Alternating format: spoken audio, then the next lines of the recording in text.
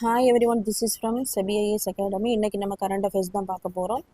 ASEAN India மாநாட்டில் காணொலியில் பங்கேற்கும் பிரதமர் மோடி. இந்த டாபிக் பார்த்தீங்கன்னா குரூப் 1 மெயின் சிலபஸில் பேப்பர் 3ல் இந்தியா அண்ட் வேர்ல்டு இன்டர்நேஷ்னல் ஆர்கனைசேஷனில் வந்து கவர் ஆகும். ஸோ ஆசியான் அப்படிங்கிறது சவுத் ஈஸ்ட் ஏஷியாவில் இருக்கக்கூடிய நாடுகளின் ஒரு கூட்டமைப்பு தான், association of south east Asian nations. So இதனுடைய தலைமையகம் எங்கே இருக்குது அப்படின்னா ஜகார்த்தா, இந்தோனேஷியாவில் இருக்கக்கூடிய ஜகார்த்தா.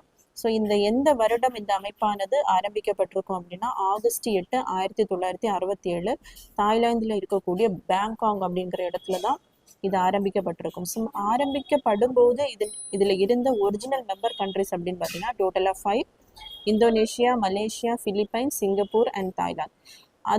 அதற்கு பின்புறம் ஒரு 5 மெம்பர் கண்ட்ரிஸ் வந்து ஜாயின் பண்ணியிருப்பாங்க: Brunei, Vietnam, Laos, Myanmar and Cambodia. டோட்டலாக அதில் இருக்கக்கூடிய மெம்பர் கண்ட்ரிஸ் பார்த்தீங்கன்னா 10.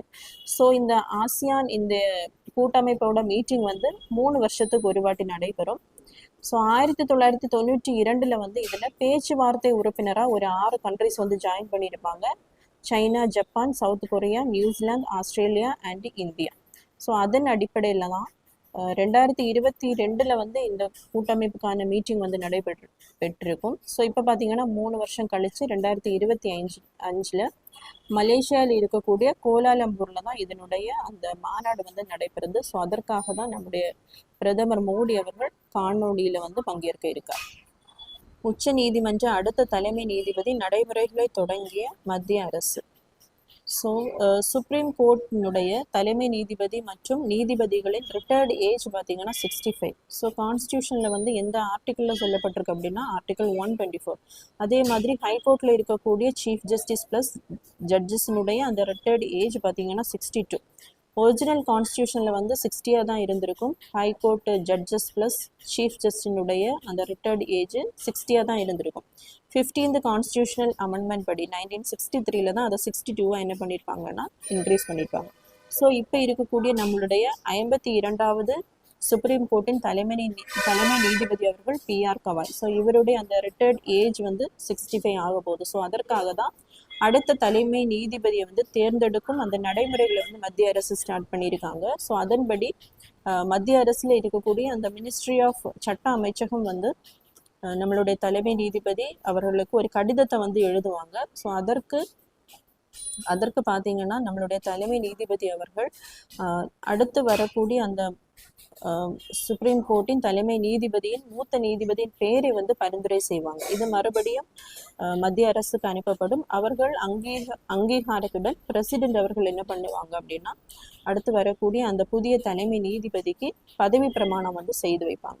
ஸோ அடுத்த 53வது வரக்கூடிய நம்மளுடைய நாட்டின் தலைமை நீதிபதி யார் அப்படின்னா நீதிபதி சூரியகாந்த். ஸோ இவர் வந்து பல்வேறு சிறப்புமிக்க உத்தரவு வந்து பிறப்பிச்சிருக்காரு. அதுல ஒன்று பார்த்தீங்கன்னா உச்ச நீதிமன்ற வழக்குரைஞர் சங்கம் உள்பட அனைத்து வழக்குரைஞர் சங்கங்களிலும் 1/3 பங்கு இடம் பெண்களுக்கு ஒதுக்கப்பட வேண்டும் அப்படிங்கிற வரலாற்று சிறப்புமிக்க உத்தரவை வந்து இவர் வந்து பிறப்பிச்சிருக்காரு. உடான் திட்டம். ஸோ இந்த டாபிக் பார்த்தீங்கன்னா குரூப் 1 மெயின் சிலபஸில் பேப்பர் 3ல் சயின்ஸ் அண்ட் டெக்னாலஜியில் வந்து கவர் ஆகும். ஸோ இந்த திட்டத்தினுடைய நோக்கம் என்ன அப்படின்னா அனைவருக்கும் எளிதாகவும் பொருளாதார வசதிக்கு ஏற்ற வகையிலும் அந்த வானூர்தி பயணத்தை மேற்கொள்ளக்கூடிய ஒரு திட்டம் தான் இந்த உடான் திட்டம். ஸோ இந்த திட்டமானது 2017 ஏப்ரல் 27 வந்து நம்மளுடைய பிரதமர் மோடி அவர்களால் சிம்லா டு டெல்லி வரைக்கும் அந்த முதல் வானூர்தி திட்டம் வந்து தொடங்கப்பட்டிருக்கும். ஸோ இந்த திட்டத்தின் வேறு நோக்கம் என்ன அப்படின்னா வரக்கூடிய அந்த 10 ஆண்டுகளில் இந்தியாவின் 2ஆம் நிலை 3ஆம் நிலை நகரங்களை வந்து வானூர்தி வரைபடத்தில் இணைப்பதும் அதே மாதிரி பொருளாதார ரீதியாக வானூர்தி நிலையங்களை வந்து செயல்பட வைப்பதும் தான் இந்த உடான் திட்டத்தினுடைய அந்த நோக்கம். ஸோ இதுவரைக்கும் இந்த திட்டத்தின் அடிப்படையில் 93 வானூர்தி நிலையத்தினுடைய அந்த குவாலிட்டி தரத்தை வந்து இன்க்ரீஸ் பண்ணியிருக்காங்க.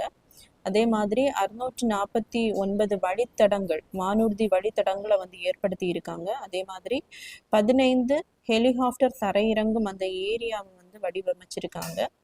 அது மட்டும் இல்லாமல் 2 நீர்நிலை விமான நிலையங்கள். ஸோ இந்த ஸ்கீம் வந்து 10 இயர்ஸுக்கு தான் இந்த ஸ்கீமானது போடப்பட்டிருக்கும். இப்போ பார்த்தீங்கன்னா இந்த ஸ்கீமை இன்னும் 10 வருடத்திற்கு வந்து இதை எக்ஸ்டெண்ட் பண்ண போகிறாங்க. அதன் அடிப்படையில் திரும்பவும் ஒரு 120 நகரங்களை வந்து தேர்ந்தெடுத்து இந்த உடான் ஸ்கீம் திட்டத்தில் வந்து அந்த வானூர்தி நிலையங்களை வந்து மேம்படுத்த வந்து போகிறாங்க.